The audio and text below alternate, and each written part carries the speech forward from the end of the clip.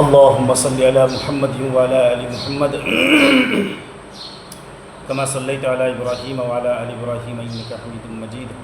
اللهم بارك على محمد وعلى آل محمد كما باركت على إبراهيم وعلى آل إبراهيم إنك حميد مجيد. بھائیو، دوستو اور میرے عزیز ساتھیو، آج کی حدیث ہے جھوٹوں کا محلہ. ایک بزرگ نے اپنے مریدوں سے کہا کہ میں فلاں شہر میں جاتا ہوں اور جھوٹوں کے محلہ میں رہا کروں گا. اگر تم مجھ سے ملنے آؤ تو جھوٹوں کے محلہ میں آ جانا. وہ بزرگ اس شہر میں چلے گئے اور جھوٹوں کے محلے میں رہنے لگے. کچھ دنوں کے بعد ان کے چند مرید ان سے ملنے گئے اور لوگوں سے پوچھنا شروع کیا کہ جھوٹوں کا محلہ کون سا ہے. لوگ حیران ہو کر جواب دیتے کہ تم پاگل ہو کیا؟ تمہارا دماغ خراب ہے کیا؟ اس شہر میں کوئی جھوٹوں کا محلہ نہیں ہے،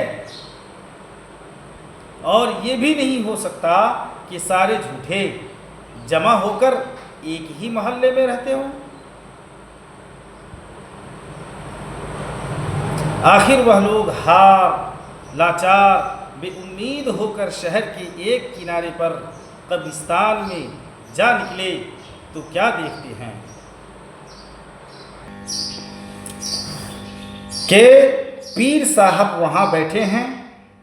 ملاقات کے بعد ان سے پوچھا گیا کہ حضرت، لوگوں نے ہم کو خوب پاگل بنایا اور شہر میں کسی نے جھوٹوں کا محلہ نہ بتلایا. یہ بات سن کر ان بزرگ نے فرمایا کہ دیکھو، یہ قبرستان جھوٹوں کا ہی تو محلہ ہے. یہاں کے رہنے والے سب جھوٹ ہی تو کہتے تھے.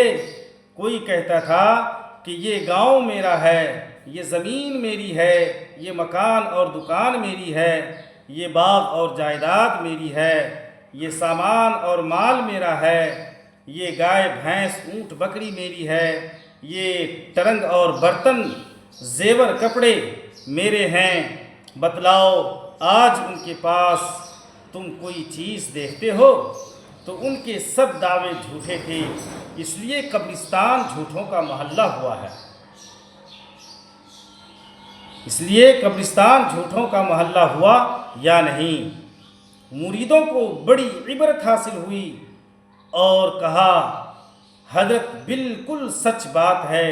اور سب کے سب اللہ و رسول صلی اللہ علیہ وسلم کی فرما بردار ہو گئے اور مال و دولت اللہ کی راہ میں خرچ کرنے لگے.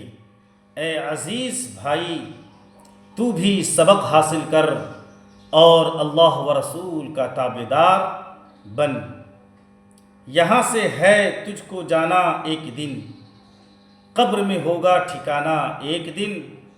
منہ خدا کو ہے دکھانا ایک دن، اب نہ غفلت میں گوانا ایک دن. کر نہ میری جان غفلت اختیار، زندگی